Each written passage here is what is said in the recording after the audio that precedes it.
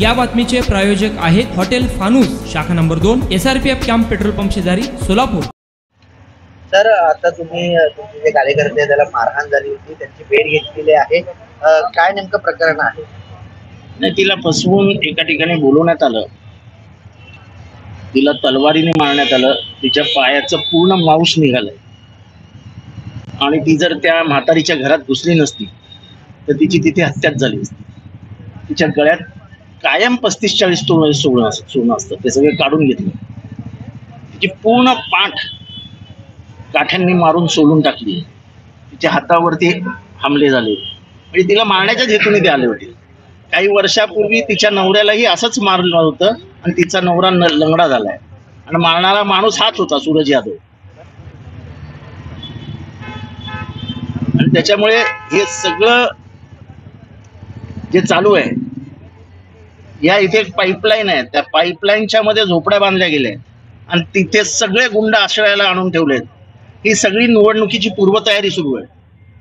हे मी 10 वेळा सांगतोय, मी फॉरेस्टच्या अधिकाऱ्यांनाही 10 वेळा सांगितलं की ही सगळी निवडणुकीची पूर्वतयारी आहे। दहशतीने मतं मिळत नसतात। इथे 15 वर्ष मी निवडणूक लढवतोय, मी कुठल्या गरीबाला एकदाही बोलून दम दिलेला नाही। मी कोणाशी असा रागाने बोलतच नाही, पण ही जी काही पद्धत आहे असं कार्यकर्त्यांना धमकवण्याची, ही नवीन पद्धत या एरियात सुरू झाली आहे। त्याचं प्रत्युत्तर आम्ही देऊ, पण आम्हाला हिंसा ही आम्हाला मान्य नाही। पोलिसांनी लवकरात लवकर सूरज यादवला 354 पण आहे, तिच्या पूर्ण कपडे हे झाले, तुम्ही रक्त बघितलं तिच्या पायावर पडलेलं, तिच्या पायाला आलेली सूज बघितली।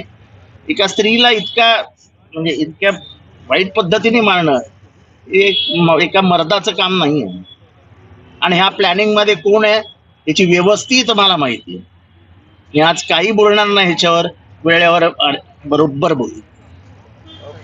एकंदरीत मारहाण करणारे नेमकं कोण आहे आणि कुठल्या पक्षाची, त्याचा काही संबंध नाही, त्याचा पक्ष कुठला नाही, तर असंच आहे।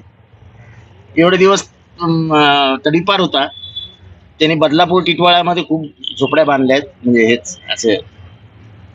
आणि आता इथे आलाय, माझ्याकडे 4-5 वेळा येऊन गेला, आपण खडे राहेंगे। मी गुंडांना कधी उभं करत नाही, त्यामुळे माझं काही त्याच्याशी हेच नाही, त्याला उभाच केलं नाही। तिने तेच सांगितलं की तो म्हणत होता की आवड सामने मेरा सुनाईन। ती खूप प्रामाणिक कार्यकर्ती आहे, आमच्या बरोबर 15 वर्ष आहे। ती खूप त्रास सहन करते, ती तरी आमच्या बरोबर उभी राहते। तिला दरवेळेस दम येतो की तू मत खडी रे, तरी ती उभी राहते आणि ती आता लागल्यानंतर सुद्धा ती परत उभी राहील। असं मारून आणि दहशतीखाली कोणी साथ सोडत नाही। फक्त सरकारने हे लक्षात ठेवावं, पोलीस अधिकाऱ्यांनी हे लक्षात ठेवावं की जे काय चालू आहे ते वाईट आहे। अशा पद्धतीने जर राजकारण झालं तर या कळव्यामध्ये 2-4 मुर्दे पडतील। वर्षानुवर्ष ग्राहकांच्या सेवेसाठी कटिबद्ध असणारे हॉटेल व्यवसायातील विश्वसनीय नाव हॉटेल फानूस। हैदराबाद रोड वरील हॉटेल फानूसच्या यशस्वी वाटचालीनंतर सोलापुरात आता नव्याने आपल्या सेवेत हॉटेल फानूसची दुसरी शाखा सुरू झाली आहे। शहरापासून जवळच स्वच्छ सुंदर वातावरणात फॅमिलीसाठी स्वतंत्र सोय, VIP गेस्ट साठी स्वतंत्र AC रूम, दिल्ली, मुंबई, हैदराबाद येथील स्पेशल डिशेस आता फक्त हॉटेल फानूस शाखा नंबर 2 मध्ये। या पहा, जेवणाचा आस्वाद घ्या, व्हेज नॉनव्हेज सह विविध प्रकारचे डिशेस, तेही तुमच्या बजेट मध्ये, फक्त हॉटेल फानूस शाखा नंबर 2 मध्ये। आमचा पत्ता SRPF कॅम्प पेट्रोल पंपा शेजारी, विजापूर रोड, सोलापूर। संपर्क 98 90 16 47 15 99 75 61 43 17।